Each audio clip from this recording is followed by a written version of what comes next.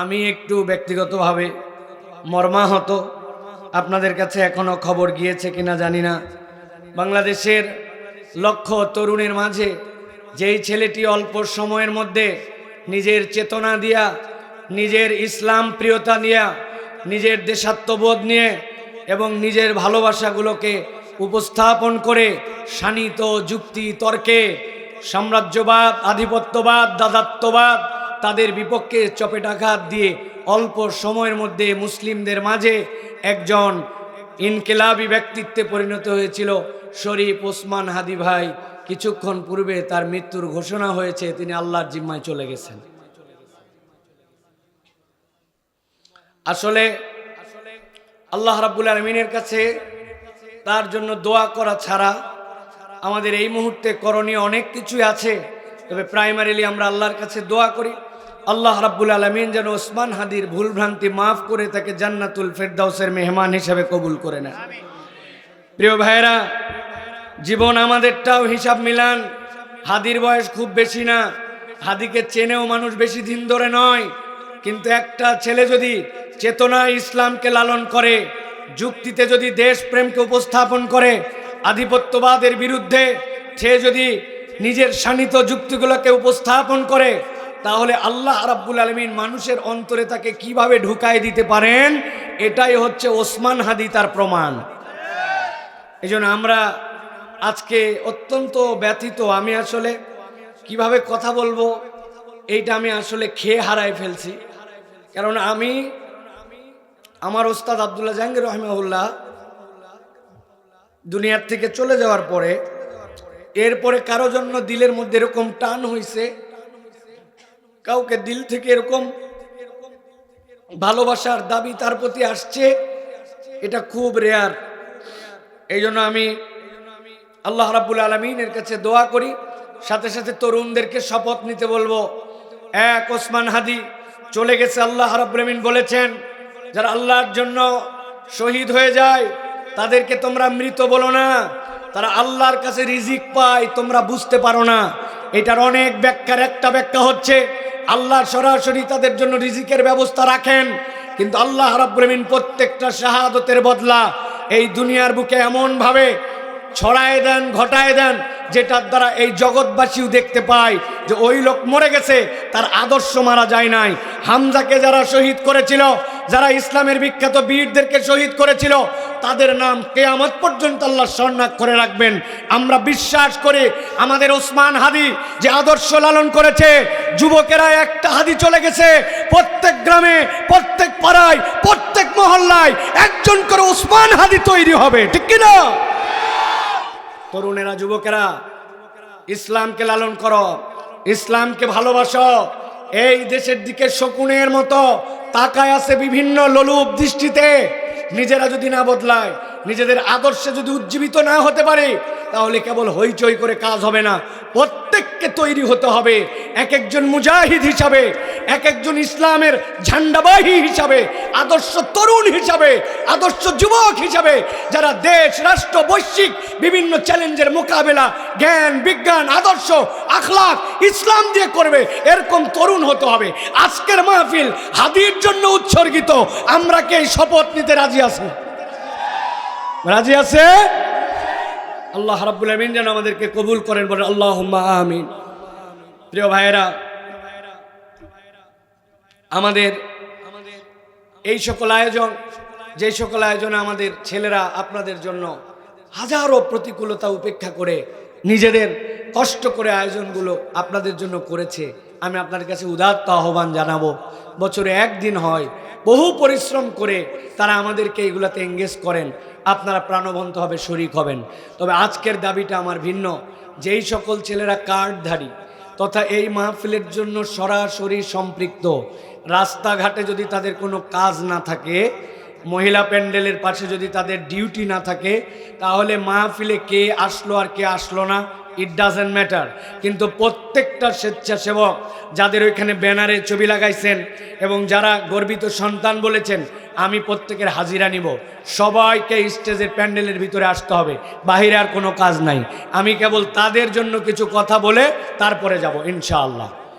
একজন বাইরে থাকতে পারবে না। আপনি আয়োজন করে বলবেন তোমরা শুনে খাও, আর আপনি ঘোরাফেরা করবেন বাইরে, তা হবে না। প্রত্যেককে এখানে আসতে হবে। যাদের গলায় কাঠধারি আছে সামনে আসবেন, এসে আপনারা সকলে বসবেন। আমি দীর্ঘ কথা বলবো না, দীর্ঘ কথা বলার মতো মনও নাই, টাইমও নাই, আপনাদের অবস্থানও নাই। আমি বুঝি রাত 11টার সময় ওয়াজ থাকে ভাই, হ্যাঁ, এই সন্ধ্যাবেলার থেকে 5টা 19-এ মাগরিব, কত বাজে এখন আপনি হিসাব মিলান তো ভাই। আমি তো 11টায় ওয়াজ শেষ করে চলে যাই, 9:30টার মধ্যে আমার কথাবার্তা শুরু হয়। এই জন্য আমি বলবো যে আমরা ডেডিকেটেড কিছু কথা বলবো, আল্লাহর জন্য কিছু কথা, যেহেতু আসছি এটা একটা হক আছে, এই হক অনুযায়ী আমরা কিছু কথা বলে এরপরে আমরা ইনশাল্লাহ যাওয়ার জন্য চেষ্টা করব। আপনারা আছেন তো ইনশাল্লাহ ভাই? আপনারা কি প্রাণবন্ত আছেন ভাই? শরীরে এনার্জি আছে আপনাদের? মনে এনার্জি আছে আপনাদের? কথা শোনার মতো দিলের অবস্থা আছে আপনাদের? কোন কোন যুবকেরা আছে হাত তোলেন দেখি? কোন কোন মুরব্বীরা আছে হাত তোলেন দেখি? 2 হাত, 2 হাত। থামেন না ভাই, খবরদার মাইক ব্যবহার করবেন না, বাস মাইক একটা। হাতগুলা সোজা করেন। আচ্ছা হাত নামান, হাত নামান। হাত এরকম করে সোজা করলে হবে না, হাত সোজা সোজা করার মতো করে করতে হবে একবারে। আমি কথা শুরু করে দিব, কোনো ভূমিকা নাই আজকে। একদম হাত টান টান করে 2টা সোজা করেন। হ্যাঁ, এবার একটু ডানে বামে তাকায় দেখেন কারা কারা হাত তুলতে পারে নাই। হাত সোজা হয়েছে সবার? হাত সোজা মানে কি এরকম নাকি টাঙ্গাইলে? এরকম, এরকম হাত সোজা মানে এরকম। হাত সোজা করেন। 2 হাত, 2 হাত তুলছেন। এবার গলাটা একটু পরিষ্কার দেন তো। আরে ভালো করে দেন। আপনার দাঁড়ায় আছেন কেন? জায়গা পাননি? সামনে আসেন, আপনারা সামনে আসেন, আমার সামনে বসেন। বাবারা সামনে চলে আসেন। আছেন? জায়গা না থাকলে আমি স্টেজে নিব আপনাকে, এই পাশে বসে ওয়াজ শুনতে হবে। আমার পাশে আসেন, এই জায়গা ফাঁকা আছে, আসেন। হ্যাঁ, হাত সোজা করেন, টান করে তোলেন, টান করে। হ্যাঁ, গলা পরিষ্কার দিচ্ছেন। ওই যে মুরব্বী চাচা 2 জন দাঁড়ায় আছেন কেন? বাবারা সামনে আসেন। বাচ্চাদেরকে কেমনে শাসন করবেন? যে বস বলবেন কেমনে আপনি? সোজা করছেন হাত? এবার গলাটা আরেকবার পরিষ্কার দেন, ফাইনাল। এবার বুক বরাবর নেই বরাবর। হ্যাঁ, এবার একটা আকাশ বাতাস মুখরিত করে শয়তান তাড়ানো একটা তাকবীর দেওয়া লাগবে। বাপ দাদার জন্মে এরকম জোরে দেন নাই, এরকম একটা তাকবীর দিতে হবে। পারবেন ইনশাল্লাহ? ফাঁকি মারবেন না তো? কারা কারা ফাঁকি মারবেন হাত তোলেন। হ্যাঁ, আলহামদুলিল্লাহ। ফাঁকি মারবেন না তো? দেখি কিরকম হিম্মত আছে। আজকে একটা পরীক্ষা হয়ে যাবে। রেডি সবাই? আমি বলবো লিল্লাহে তাকবীর, উপর দিকে হাত তুলে বলতে হবে আল্লাহু আকবার, ঠিক কিনা? এখানে বিয়ে করছেন কারা কারা হাত তোলেন তো ভাই? বিবাহিত? ওরে আল্লাহ, হাত নামান। এবার অবিবাহিত কারা? এই ছোট ছোট বাচ্চাও হাত তুলছে সুযোগ পেয়ে, এরা বিয়ের বয়স হয়েছে এদের। আহা, হাত তোলো, হাত তোলো। যারা বিয়ে করেন হাত তোলো। হ্যাঁ, এবার আপনারা চুপ করে থাকবেন। খালি অবিয়াত্তা যারা, আমরা একটা তাকবীর দিব আগে, ঠিক কিনা? আমার আবার অবিয়াত্তা ভাইব না, আমার 4টা মেয়ে। আমার হাত তোলো, হাত তোলো। অবিয়া অবিয়া অবিয়া আলারা। হ্যাঁ, যাদের বিয়ে হয় নাই, আপনারা মুরব্বীরা চুপ থাকেন, তোমরা একটা তাকবীর দাও, লিল্লাহে তাকবীর। হাত নামান। এবার যারা বিয়ে করছেন তারা একটা তাকবীর দেন, লিল্লাহে তাকবীর। এবার যাদের বয়স 50-এর উপরে হাত তোলেন তো। কাদের বয়স 50+? আমিও হাত তুলছি, মানে আমার 50 হয়নি, কিন্তু আবার বুড়া বানায় ফেলেন না। 50-এর উপরে হাত তোলেন। 50-এর উপরে চাচা, আপনার 50 হয়নি? ওরে আল্লাহ, হাত তোলে না তো মুরব্বী? হাত তুলছেন। এবার আপনারা তাকবীর দিবেন শুধু, দেখি 50-এর উপরে লিল্লাহে তাকবীর। বোঝে নাই, আরেকবার দেই। 50-এর উপর লিল্লাহে তাকবীর। এবার 50-এর নিচে যারা, লিল্লাহে তাকবীর। এবার হাতটা বুকে একসাথে সবাই মিলে বুকে ধরেন, লিল্লাহে তাকবীর বলে হাত উপর দিকে ছুড়ে। এখনো দাঁড়ায় আছেন? অনুরোধ দিচ্ছি ভিতরে চলে আসেন। আমি দাঁড়ানো মানুষ একটাও দেখবো না, বসতে হবে আপনাকে। স্টেজ ফাঁকা, আপনার স্টেজে নিয়ে আসবো আমি। রেডি হন? বুক বরাবর ধরছেন। আমি বলবো লিল্লাহে তাকবীর, হাত উপর দিকে ছুড়ে দিয়ে বলতে হবে আল্লাহু আকবার। রেডি সবাই? রেডি? দেখি কিরকম শব্দ করতে পারে টাঙ্গাইলের মানুষেরা। লিল্লাহে তাকবীর, লিল্লাহে তাকবীর। আল কোরআনের আলো, আল হাদিসের আলো। তোমার নেতা আমার নেতা, তোমার নেতা আমার নেতা। আলেম ওলামা যেখানে, আল্লাহর আইন যেখানে, কোরআন সুন্নাহ যেখানে, গান বাজনা যেখানে, হারাম অন্যায় যেখানে, বেয়াদবি যেখানে, লিল্লাহে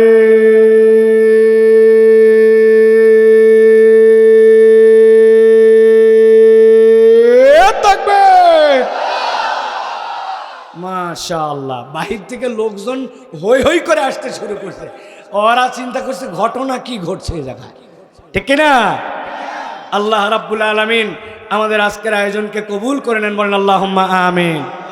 প্রিয় ভাইয়েরা, আমরা আজকে আলোচনা করব যে বিষয়ে, আমি একদম ডাইরেক্ট আলোচনার মধ্যে প্রবেশ করব, অল্প সময় শেষ করব, এরপরে আমরা ইনশাআল্লাহ কথা শেষ করব। প্রিয় ভাইয়েরা, আমি কয়েকটা প্রশ্ন উত্তরের মাধ্যমে আপনাদের কাছে আলোচনাটায় প্রবেশ করি, তারপরে আপনাদের কাছে ভূমিকাটা পরিষ্কার করি।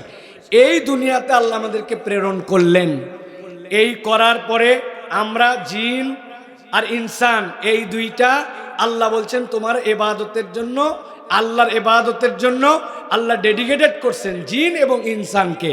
এটা কি আমরা জানি ভাই? জানি তো। আর এই যে আমাদেরকে আল্লাহ রাব্বুল আলামিন তার ইবাদতের জন্য বানালেন, এর বিপরীতে আল্লাহ বলছেন তোমাদেরকে সব সময় ডিস্টার্ব করার জন্য, সরল রাস্তার থেকে ভিন্ন রাস্তায় নেওয়ার জন্য, জান্নাতের ট্র্যাক থেকে জাহান্নামের দিকে পাঠানোর জন্য তোমাদের একটা শত্রু থাকবে, যে একদম মৃত্যু শয্যা পর্যন্ত ওই মায়ের পেট থেকে বের হওয়া থেকে তোমাকে ডিস্টার্ব করবে, তোমার শত্রুতামি করবে। এইরকম একটা শত্রু আমাদের আছে, তার নাম কি? সবাইকে বলতে হবে, তার নাম কি? তার নাম কি? এখন আমাদের এই দুইটা বিষয় ক্লিয়ার। 3 নম্বর একটা বিষয় ক্লিয়ার হতে হবে, সেটা হচ্ছে আল্লাহ বলছেন ইন্নাশ শাইতানা লাকুম আদুউম মুবিন। আমি আল্লাহ বললাম শয়তান তোমাদের জন্য প্রকাশ্য শত্রু। একসাথে মুরব্বীরা উত্তর না দিলেও কিচ্ছু যায় আসে না, কিন্তু আমার ইয়াংদেরকে উত্তর দিতে হবে। সেটি হচ্ছে শয়তান আমাদের কেমন শত্রু? বাচ্চারা বলে না কথা, কেমন শত্রু? এমন জোরে জোরে বলবি বাপ, যেগুলো মুরব্বী তোমার পাশে আছে ওরা যেন বিরক্ত হয়ে কথা বলবে। ওরা যতই চুপ থাকবে তুমি পাশ থেকে খালি ভলিউম মারবা, ঠিক আছে না? মুরব্বীরা যেন চাঙ্গা থাকে, ইয়াংদেরকে দিয়ে চাঙ্গা রাখতে হবে। তাহলে শয়তান আমাদের কেমন শত্রু? এই কথা এতবার কেন জিজ্ঞাসা করলাম? শয়তান প্রকাশ্য শত্রু। তাহলে আমি আপনার কাছে অপ্রকাশ্য না প্রকাশ্য? এই পোস্টার অপ্রকাশ্য না প্রকাশ্য? এই মাইক অপ্রকাশ্য না প্রকাশ্য? এই মোবাইল অপ্রকাশ্য না প্রকাশ্য? শয়তান অপ্রকাশ্য না প্রকাশ্য? এগুলো সব দেখা গেল। শয়তানকে কে দেখছেন? কেমনে? তাইলে আমি যে বললাম প্রকাশ্য, তাহলে নিশ্চয় কোনো একটা বুঝ আছে, যে এই বুঝটা মাথায় পরিষ্কার করা লাগবে যে শয়তান প্রকাশ্য, কিন্তু কি ধরনের প্রকাশ্য, ঠিক কিনা? একটা ছোট্ট উদাহরণ দেই, যদি মিলে যায় হো বলবেন, না মিললে কথা বলবেন না। আমাদের এলাকায় পুকুরে যখন মাছ ধরে 3 ভাবে মাছ ধরে। একটা হচ্ছে বড়শি দিয়ে ধরে, অনেক দিন ধরে দেখছে বড়শি দিয়ে ভালো করে ওঠে না, এরপরে জাল খেওয়ায় ধরে অথবা টানা জাল দিয়ে ধরে, তারপরেও দেখছে যে না এইবার আর কোনো রেহাই আর নিস্তার নাই, এবার পুকুর পুরে সেই সব পানি বাইর করে মাছ ধরবো। আপনাদের এলাকায়ও কি এইভাবে মাছ ধরা হয়? হলে কথা বলবেন, না হলে বলবেন না। দাঁড়ায় আছেন কেন? আপনারা আসেন, স্টেজে আসেন প্লিজ, প্লিজ স্টেজে আসেন। এই স্টেজে এই জায়গা ফাঁকা, এই জায়গা ফাঁকা, আসেন। হ্যাঁ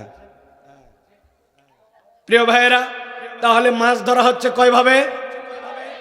3 ভাবে। এখন আপনার এলাকার এক লোক পুরা পুকুরের পানি শেষে একদম সব পানি তুলে মাছ যা ছিল সব তোলা শেষ। পুকুরে কোনো পানিও নাই, পুকুরে কোনো মাছও নাই দেখা যাচ্ছে, কিন্তু পুকুরের মধ্যে 1 হাত মতো ক্যাতক্যাতা কাদা আছে, পা দিলে ঘোষ করে হাঁটু পর্যন্ত ঢুকে যায়। বুঝে থাকলে বলেন টাঙ্গাইলের মুসলমান, পুকুরে পানিও নাই, দেখার মতো মাছও নাই, কিন্তু 1.5 হাত কাদা আছে। পুকুরে কি এখনো কোনো মাছ ধরা বাকি আছে না নাই? আছে। কি মাছ? বান, টাকি, শোল, জিয়েল, কানস, কই আছে। এখন পুকুরালার মন খুব বড়, ও চিন্তা করছে আহার যা মাছ আল্লাহ মানে দিছে, এইবার আর এত হাস্তায় মাছ ধরবো না, এগুলো এলাকাবাসীর জন্য সাইডে আর পোলা পান ঝাঁপ দিয়া কাদার মধ্যে নাই মা হাস্তায় আর মাছ ধরে, ঠিক কিনা? 5 বন্ধু মিলে মাছ ধরে, একজন মাছ পায় আর দেখায় এই যে ছোট স্যাং রে ছোট স্যাং, আরেকজন ছোট কানো, সব দেখায় যে যেটা ধরতে পারে আর ওটা দেখায়। একটা কপাল পোড়া, এর কপালে কোনো মাছই নেই, এরা খালি তোলে আর ওইখানে হাসতায়, মাছ ওঠে না। অনেকক্ষণ পরে এই যেটা মাছ পায় না, ও নিচে হাত দিছে, হাত দিয়ে বলছে আল্লাহ এতক্ষণ যদি দেশ নাই এতেই খুশি, কারণ ওর যে ঘের ধরছে, ধরে বুঝছে তোরা যে এই টুকটুক যা তুলছিস তোদের 10টা ইকুয়াল, আমার একটা। এখন চিন্তা করছে এতক্ষণ তোমরা আমারে খুব তাওয়াইছো, এখন তো ডাইরেক্ট খালি মাছ তুলে ফেললে হবে না, ডাক দিছে দেখ দেখ রে দেখ কি তুলি, দেখ একটু তাকা। সবাই চিন্তা করছে বাবা রে এতক্ষণ পায় নাই, কি বোধহয় পাইছে রে। ও আস্তে করে নিচে ঢুকায়া সবাই তাকায় আসার দিকে টান দে বুকে, সব কি তুলছে বাবা? সাপের নাম কি? ধরা। কি নাম? এ কামড়ালেও বিষ লাগে না, বিষ লাগলেও একটু গরুর গোবর দিলে বিষ চলে যায়, ঠিক কিনা? বলার উদ্দেশ্য কি, সাপটা ধরা, বিষ নাই, কিন্তু তারপরেও যখন ধরে তুলে মুখের সামনে আনে তখনও একটা মানুষের মানবীয় কারণে, তবিয়তগত কারণে সাপ দেখলেই বুকের মধ্যে একটা আতঙ্ক হয়, ঠিক কিনা? আল্লাহ বলছেন শয়তানকে ডাইরেক্ট চর্মচক্ষু তো হয়তো দেখো না, কিন্তু শয়তানের যে খুতুয়াত আছে, ফুট স্টেপ আছে, শয়তানের যে পদাঙ্ক আছে, আমি আল্লাহ তোমাদের কাছে কোরআন হাদিস স্পষ্ট জানালাম। ইমানদার মাত্র ধরনটা এরকম হবে, ছোট হোক বড় হোক মাঝারি হোক জানা হোক অজানা হোক, শয়তানি কাজ মানে মুসলমান সেখান থেকে বেঁচে থাকবে। এই জন্য আল্লাহ বলছেন কোরআন শয়তানের সব চিহ্ন জানাই দিছে। এই জন্য শয়তানকে অবয়বে না দেখলেও শয়তানি জানার কারণে, শয়তান আমাদের প্রকাশ্য শত্রু। কেমন শত্রু? আলোচনার ভূমিকা শেষ, এবার মূল কথা। এই যে শয়তান, যেই শয়তান আমাদেরকে ধোঁকা দেয়, জান্নাত থেকে জাহান্নামে নেয়, আমাদের দুর্বলতা হচ্ছে এই শয়তান কিভাবে ধোঁকা দেয়, কয়টা স্টেপে ধোঁকা দেয় এইটা আমরা জানি না। আমরা যদি শয়তানের ঘাঁটি চিনে ফেলতাম তাহলে আমাদের জন্য বাঁচাটা সহজ। কেননা আমি যদি জানি এই কাজটা শয়তান আমাকে দিয়ে করায়, তাহলে তো দোষ তো আমার না, শয়তান করায়। আমি ঘাঁটি চিনি, তাহলে আমি ওইটাকে অ্যাভয়েড করব, ওইটার থেকে বাঁচার চেষ্টা করব, আমি বেঁচে যাব, ঠিক কি না? আপনি জানেন এই রাস্তা দিয়ে গেলে অমুক জায়গায় এমন একটা ঢিপি আছে, আমার গাড়ি জেনিসু, আমার গাড়ি পারই হবে না, আমি এই রাস্তাতে যাব না, কারণ ওই রাস্তা খারাপ, ওটা আমার জানা আছে। এই দিক দিয়ে ভিতর দিয়ে করটের ওদিক দিয়ে গেলে ওই জায়গাটা ফাঁকা, ওখানে ডাকাতি হয়, পুলিশের চেক নাই। বাবা আরও রাস্তা তো মেন রোডে উঠার আছে, আমি ওই দিক দিয়ে যাবো না, কেননা ওটা ডাকাতির পয়েন্ট। এই জন্য আমি এটা জানি জন্য অ্যাভয়েড করি। না জানলে বিপদ, জানলে মানুষ তখন তার মূল্যায়ন করে, ঠিক কিনা? আন্দাজে ঠিক বলছেন। একটা উদাহরণ দেই তাহলে ক্লিয়ার হবে। আমার হাতে একটা ঘড়ি আছে, যেই ঘড়িটা আমার অভ্যাস, যখনই অজু করি তখনই খুলে অজু করি, আর ঘড়ি নিতে মনে থাকে না। যারা চেনে যে এটা সাইফুল্লাহ ভাই খুলে থুয়ে গেছে, তারা এনে ঘড়ি দিয়ে বলে হুজুর এই যে আপনার ঘড়িটা দেখছিলেন, থুয়ে গেছিলেন মসজিদে, আমি না দেখলে ঘড়ি হারাসলেন এখনই। আমি ওকে বলি ধন্যবাদ ভাই, তুমি দিলে জন্য ঘড়িটা পাইলাম। আর মনে মনে কি ভাবি জানেন ভাই, যেই ঘড়িটা ওই দিন ওই দিছে, ওই ঘড়ির দাম 270 টাকা, যদি হারায় কত? কথা বললেন না তো, 270। পেছন থেকে কারা যুবকেরা আসা, দাম কত ঘড়ি? হ্যাঁ জোরে বলো। হ্যাঁ, তাহলে 270 টাকার জন্য আমি অত পাইছি, ঠিক আছে, হারালেও অত টেনশন। আর একটা লোক টাঙ্গাইলের একটা হোয়াইট গোল্ডে আংটি বানাইছে, আংটির উপর একটা 50,000 টাকা দামের ডায়মন্ড লাগাইছে, ভাবি আলাদা, আংটি চকচক করে। ওইটা পরে একদিন গেছে হাটে বাজার করার জন্য। আল্লাহর কি কাম, বাজারে যাওয়া মাত্র এক লোক দেখে খালি ওর আংটির দিকে তাকায় আছে। ও তো টেনশনে পড়ছে, কিরে এত টাকা দামের আংটি, চোরি না ডাকাতি নাকি, এত দিক বাদ দিয়ে খেলে আমার আংটি দেখে কেন? আসল ঘটনা ভিন্ন। যেই লোক ওর আংটির দিকে তাকায় আছে ওর চোখ ঠিক নাই। আমাদের এলাকায় 2 মণি 2 দিকে গেলে ওকে বলে লক্ষ্মী টেরা। আপনাদের এলাকায় আছে ভাই? তাকায় আছে এদিক, দেখে এদিক, আছে না? তাকায় আছে এদিক কিন্তু দেখে এদিক। আসলে এই লোক লক্ষ্মী টেরা, ও তাকায় আছে এদিক কিন্তু আংটিওয়ালা মনে করছে আমার আংটি দেখে। ও টেনশনের মধ্যে পড়ে আস্তে করে আংটি খুলে পকেটের মধ্যে রেখে দিছে। বাবা ঝুট ঝামেলার মধ্যে নাই, আংটির হারালে নিয়ে গেলে বড় বিপদ, কারণ আংটির দাম 270 টাকা। কত? কথা না ভুল ধরবেন আপনারা, কত? হ্যাঁ, তার মানে দাম জানলে মূল্য দেয়, জায়গা চিনলে মানুষ সাবধান হয়। আজকে আমার আলোচ্য বিষয়, শয়তান আমাদেরকে একভাবে ধোঁকা দেয় না, শয়তানের ধোঁকা দেওয়ার তরিকা হচ্ছে 6টা। কেউ যদি শয়তানের এই 6টা ধাপ বুঝে ফেলে তাহলে তার জীবনে শয়তান আর ধোঁকা দিতে পারবে না। ধোঁকায় পড়লেও ও বুঝবে আমি এখন শয়তানের ধোঁকায় আছি। ইমাম ইবনুল কাইয়িম রাহিমাহুল্লাহ এর ব্যাখ্যা করেছেন যে শয়তান আমাদেরকে 6 ভাবে ধোঁকা দেয়, ইমানদার চিনে ফেললে শয়তান পরাজিত হয়ে যায়। একসাথে বলেন এবার আজকের আলোচ্য বিষয়টা, শয়তান আমাদেরকে ধোঁকা দেয় কয় ভাবে? সবাই বলে নাই, কয় ভাবে? ডান হাতের 5 আঙ্গুল, বাম হাতের 1 আঙ্গুল, 2 হাত রেডি। আমি বলবো কয় ভাবে, 2 হাত তুলে দেখাতে হবে 6 ভাবে একসাথে, আগে না? শয়তান আমাদেরকে ধোঁকা দেয় কয় ভাবে? সব হাত ওঠে নাই, আরেকবার হাত সুযোগ দিলাম, হাত নামান। শয়তান ধোঁকা দেয় কয় ভাবে? শেষ সুযোগ দিলাম। ওই চাচা হাত তোলে নাই, হাঁটু এরকম করে ধরে বসে আছে। ওই যে চাচা পান খাচ্ছে, হাতের মধ্যে ইয়ে আছে, চুনের বোটা আছে, এই জন্য হাত তুলতে পারে নাই। চাচা দেখে ফেলাইছি কিন্তু আপনারে। হ্যাঁ, একসাথে সবাই হাত তোলেন। শয়তান আমাদেরকে ধোঁকা দেয় কয় ভাবে? কয় ভাবে? মাশাআল্লাহ। এটা কেন করলাম? গত বছর মাহফিল হয়েছে না এই জায়গায়? গত বছর প্রধান আলোচক কি বিষয়ে কথা বলে গেছিল, কার কার সাবজেক্টিভ মনে আছে? জিজ্ঞাসা করলে বলবো ও হুজুর ওগুলা তো স্টেজেই রেখে গেছি আমরা, ঠিক না? মনে নাই? খেয়াল করেন, ভুলে গেছেন? আগামীকালকেও আপনারা এই ওয়াজ করবেন চায়ের দোকানে। যে গতবার একটা বক্তা আসছিল, পাটা পাটা, একজন বলছে আমি টাঙ্গাইলে আটকায় গেছিলাম, আসতে পারি না। কি ফাটালো? বলছে তা বলতে পারবো না, কিন্তু ফাটাছে। আছে নাই ওয়াজ? এই সকল কোনো ফাটাফাটি আলোচনা নাই। যা ওয়াজ আগামীকালকে একজন আরেকজনকে ধরবেন। হুজুর যে বলে গেছিল বলতো, ওই যদি বলে আসে নাই, ঠাস করে ছোট হলে 1 থাপ্পড় মারি দেবেন গালে। তুই আসলি না কেন? পারবেন না? এত বড় আয়োজন হয়েছে, বেয়াদব তুই আসবি না মানে? বড় ভাই হিসেবে শাসন করার দায়িত্ব আছে। শাসন চলে গেছে জন্য সমাজ বেয়াদবিতে ভরে গেছে। আবার শাসন তুলতে হবে, বড়দেরকে দায়িত্ব নিতে হবে। আদর স্নেহ ভালোবাসা শাসন একসাথে চলবে। আমি বলবো এই ক্লাব যারা করছেন আপনাদের এখান থেকে আদর্শ যুবক তৈরি হবে ইনশাআল্লাহ। প্রিয় ভাইয়েরা, 6 ভাবে তাহলে শয়তান আমাদেরকে ধোঁকা দেয়। 1 নম্বরটা চলেন এবার। শয়তান 1 নম্বর ধোঁকা কিভাবে দেয়? শয়তান 1 নম্বর ধোঁকা দেয় কুফর, শিরিক এবং বিদআতের মাধ্যমে। এই 3টা হচ্ছে শয়তানের প্রথম ধোঁকা।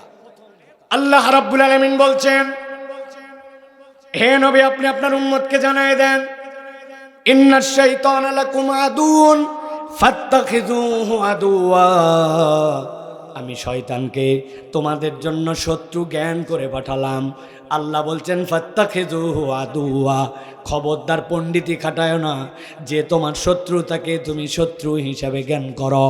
আল্লাহ এরপরে বলছেন ইন্নামা ইয়াদু হিজবাহু, নিশ্চয় সে এবং তার দলবল তোমাদেরকে ডাকে লিয়াকুনু মিন আসহাবিস সাঈর।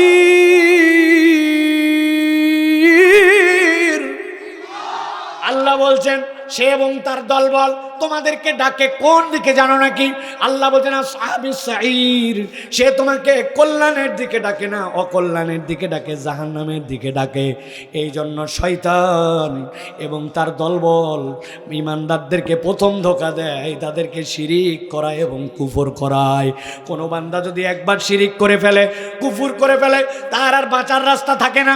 ঈমানদাররা তো এমনি নিজেরা ঠিকঠাক মতো যেগুলা চিন্তা করে মানুষ কুফরি করে না, কিন্তু ইমানের বুঝ না থাকার কারণে, শিরিকের বুঝ না থাকার কারণে এমনভাবে কুফর আর শিরিক করে, পরিচয় দেয় মুসলমান, কিন্তু আসলে তার ভিতরে ইমানই হয়তো নাই। আমার এলাকার অনেক মা বোনেরা পর্যন্ত কুফরি কালাম বলে ফেলে, বোঝেই নাই যে এটা কুফরি কালাম। সকালবেলা উঠে খ্যার নেড়ে দিয়েছিল, সকালবেলা উঠে ধান শুকাতে দিছে, দেওয়ার পরে হঠাৎ করে ওই দিনই আবহাওয়াটা খারাপ, রোদটা ঠিক মতো ওঠে নাই, বৃষ্টিটা এসে গেছে। মায়েরা বলে আল্লাহ তো আর দিন খুঁজে পায় না, আমি যেদিন শুকাতে দেই ওই দিনই বৃষ্টি দেওয়া লাগে। আসেনি মা? কয় আল্লাহ তো আর কারো বাচ্চা দেখে না, খালি আমার বাচ্চাকে অসুখ দেওয়া লাগে। এইটা যে বান্দার কুফরি কালাম, এইটা যে তার ইমান চলে যাওয়ার কালাম, এইটা জানে না। আরেকজন বলছে তোর বাচ্চার অসুখ অনেকদিন ভালো হয় না, কি করা লাগবে? কই আমি যা করছি তাই কর। শাহজালালের দরগায় চলে যা, টাঙ্গাইলে অমুক মাজারে চলে যা, অমুক বগুড়ায় মহস্থানে চলে যা, যাওয়ার পর একটা মান্যত দিয়ে দেখ, জায়গায় কাম হয়ে যায়। জিজ্ঞাসা করবেন ওই জায়গায় মান্যত কেন দিবে? বলে বড় আল্লাহর ওলি। তো বড় আল্লাহর ওলি কি তোর বাচ্চার রোগ ভালো করে, তোর চাকরি দেয়? বলে না না, আল্লাহর অলির কাছে দিলে আল্লাহর অলি খুশি হয়, আল্লাহর অলি খুশি হলে আল্লাহ খুশি হয়। আল্লাহ দেয় কিন্তু একটু মাজারের মাধ্যম দিয়ে, অলির মাধ্যম দিয়ে দেয়। এই ইমান যদি আপনার থাকে, আপনার ইমান আর আবু জেহেলের ইমানে পার্থক্য নাই। আবু জেহেলকে জিজ্ঞাসা করছেন আল্লাহ রাব্বুল আলামিন নবীর মাধ্যম দিয়ে আবু জেহেলের কাছে জিজ্ঞাসা করেন যায়, মাইয়ারযুকুকুম মিনাস সামাই ওয়াল আরদ আম্মা ইয়ামলিকুস সামা ওয়াল আবসার। ও আবু জেহেল্লা বলতো, তোরে চোখ দিছে কে, তোরে কান দিছে কে, তোরে আসমান জমিন থেকে রিজিক দেয় কে? আল্লাহ উত্তর দিচ্ছেন, আবু জেহেল, উতবা, সাইবা ইসলামের বন্ধু না শত্রু? চিৎকার করে বলছে সায়াকুলুন আল্লাহ, অবশ্যই আল্লাহ আমাদেরকে খাওয়ায়, আল্লাহ আমাদেরকে রিজিক দেয়। তাহলে যে লাত জামানাত হবলের কাছে যাও কেন? বলে ওহো, এই জন্য জিজ্ঞাসা করছো। লাত আল্লাহর অমুক ফেরেশতার প্রতিকৃতি, হবল আল্লাহর অমুক ফেরেশতার অমুক বড় পয়গম্বরের প্রতিকৃতি, ওদের কোনো ক্ষমতা নাই। কিন্তু আল্লাহর প্রিয় পাত্র, ওদের কাছে দিলে ওরা খুশি হয়, ওরা খুশি হলে আল্লাহ খুশি হয়, আল্লাহ খুশি হলে আল্লাহই দেয়, কিন্তু তাদের মাধ্যম দিয়ে দেয়। আল্লাহ বলছেন লিয়াতাকাররাবুনা ইলাল্লাহি যুলফা, তারা আল্লাহর বান্দার মধ্যে একটু নৈকট্য ঘটায় দেয়। আল্লাহ বলছেন যতই আল্লাহ খালিক, আল্লাহ মালিক, আল্লাহ আমার জীবনদাতা মরণদাতা বলো না কেন, এই ইমানের কারণে আবু জেহেল মুশরিক। তুমিও যদি মনে করো পীর মাজার অমুক তমুক আমার ভালো মন্দ করতে পারে, তাদের মাধ্যম দিয়ে চাইলে আল্লাহর ইবাদতে ভায়া মাধ্যম হতে পারে, তাহলে আপনি মনে রাখেন আপনার হাসর নাসর আর আবু জেহেলের হাসর নাসর একসাথে হতে পারে। তাহলে শয়তানের এক নম্বর ধোঁকা, সে শিরিক করাবে, কুফুর করাবে, এরপরে আপনাকে কি করাবে? শিরিক আর কুফুর করাতে পারে নাই, এখন আপনাকে বিদআতের মধ্যে ঢুকাবে, এমন কাজ যেটা ইসলামে নাই। আল্লাহ নবী সাল্লাল্লাহু আলাইহি ওয়াসাল্লাম যেটাকে দুনিয়াতে পূর্ণতা দিয়ে চলে গেছেন, দিন পূর্ণ, এরপরে আর কিচ্ছু ঢুকানোর নাই, কিন্তু সে আপনারা যুক্তি দিবে, বুদ্ধি দিবে, নানান কথা বলে বলে আপনাকে বিদআত করাবে।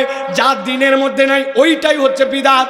নবী যেটা করেন নাই, সাহাবীরা যেটা করেন নাই, যেই আমল শরীয়তের মধ্যে নাই ইবাদত হিসাবে, ওইটা করানোর জন্য সে পাগল। তখন ইমানদার অনেক আছে যুক্তি তর্ক দিয়া বিদআতকে চালু রাখার জন্য, তার যুক্তির কোনো শেষ নাই। আবার আমি যদি আবার আপনাকে যুক্তি দেই ওই জায়গাতে, তখন উনি আবার ঠান্ডা। দুইটা যুক্তি আমার কাছে আছে, যদি মেনে নেন তাহলে জীবনে আপনি সফল না ব্যর্থ দেখেন তো। এই দুইটা যুক্তিকে আপনারা দিব কিনা? যদি যুক্তিযুক্ত হয় তাহলে কিন্তু মানা লাগবে। রাজি তো? আপনাদের এলাকায় আপনারা জুমার নামাজ পড়েন তো ভাই? যে আওয়াজ করে বাচ্চারা, বলছি না মুরব্বীরা কথা বলবেন না, বাচ্চারা কথা বল। জুমার নামাজ পড়েন তো ভাই? জুমার নামাজ কয় রাকাত? প্রতি রাকাতে কয়টা রুকু? প্রতি রাকাতে কয়টা সিজদা? এবার বলেন তো, রুকু করা ভালো কাজ না খারাপ কাজ? সিজদা করা ভালো কাজ না খারাপ কাজ? সাহাবায়ে কেরাম, নবীরা তো মাসুম ছিলেন, সাহাবায়ে কেরামরা আদুল ছিলেন, তাদের গুনাহ খাতা নাই, তারা ভালো যুগের মানুষ ছিলেন। তাদের থেকে আমাদের গুনাহ খাতা কম না বেশি? আমাদের গুনাহ খাতা বেশি, আমাদের অপরাধ বেশি। সপ্তাহে নামাজ অনেক ফাঁকি দেই, নামাজ পড়াও ভালো কাজ, সিজদা দেওয়াও ভালো কাজ।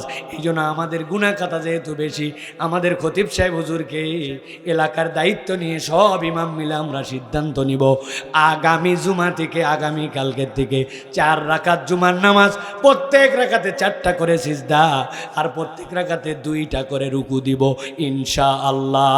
যারা যারা রাজি আছেন হাত তোলেন।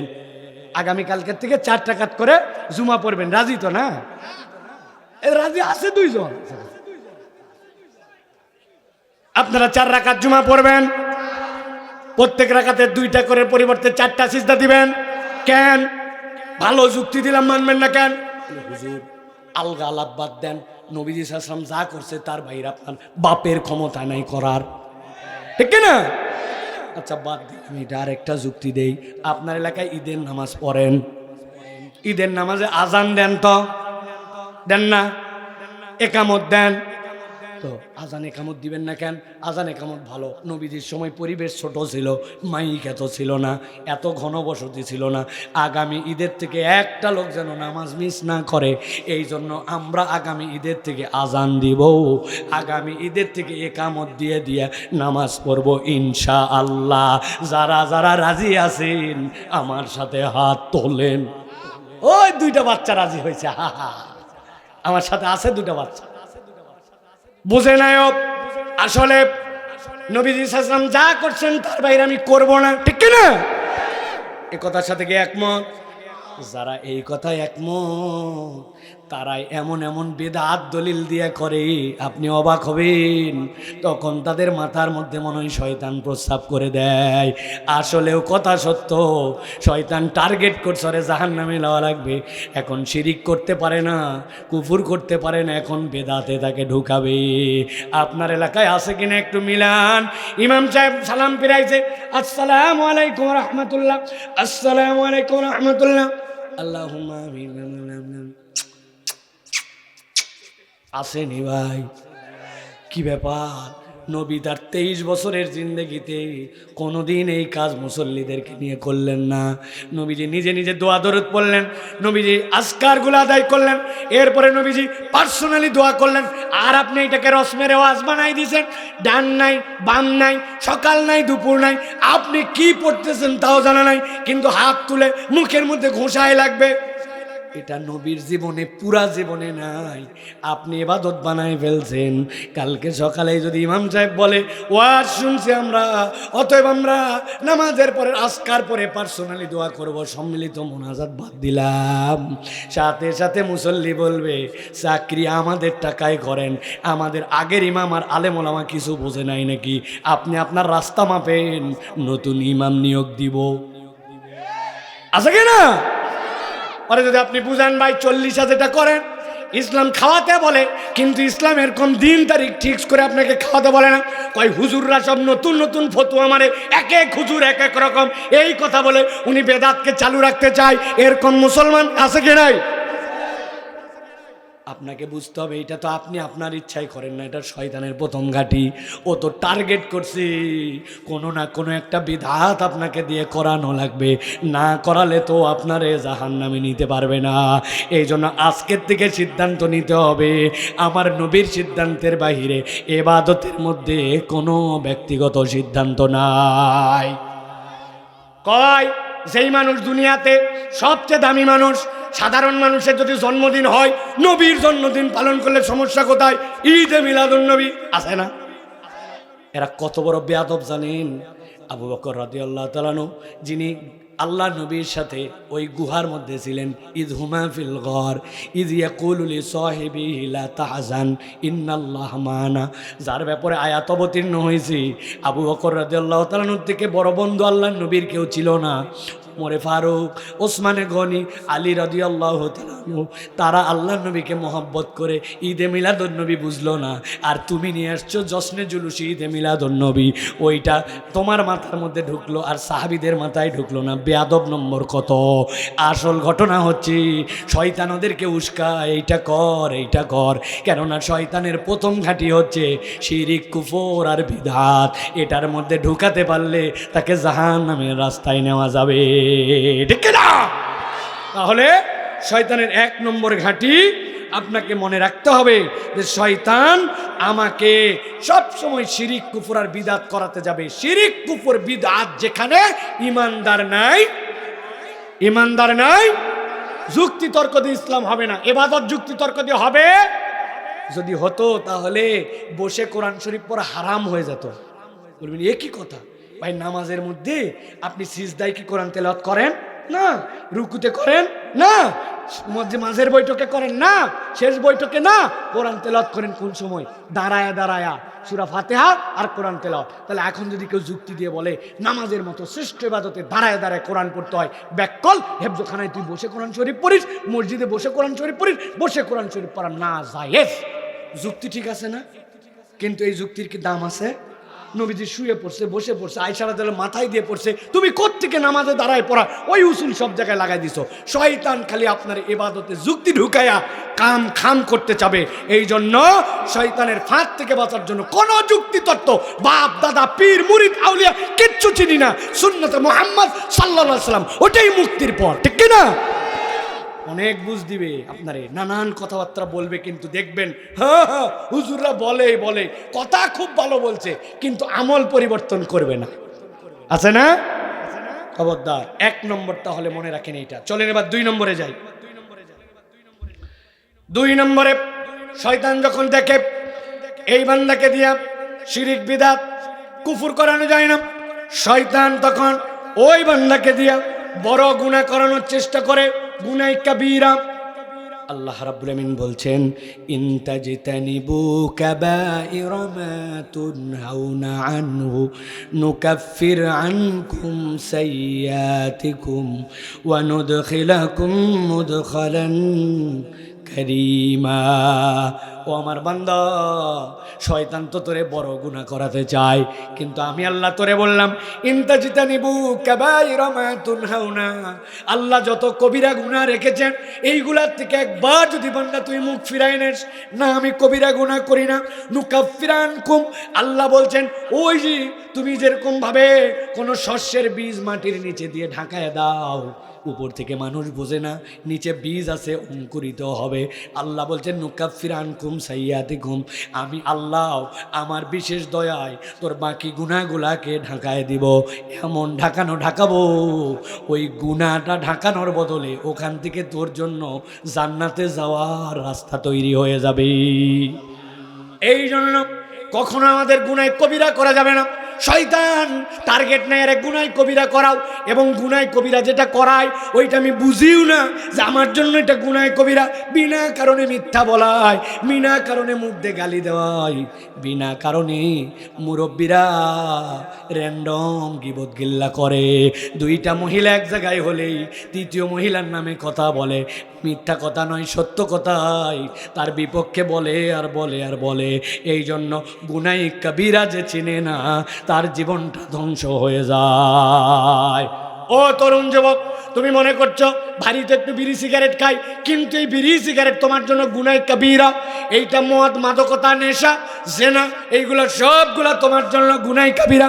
ওই খেলা হয় IPL, ওই খেলা হয় BPL, কোন জায়গায় আবুধাবিতে T10 লিগ হয়, আর টাঙ্গাইলের চিপার মধ্যে মোবাইলের মধ্যে বসে বসে জুয়ার আসরে ঢুকে যাও।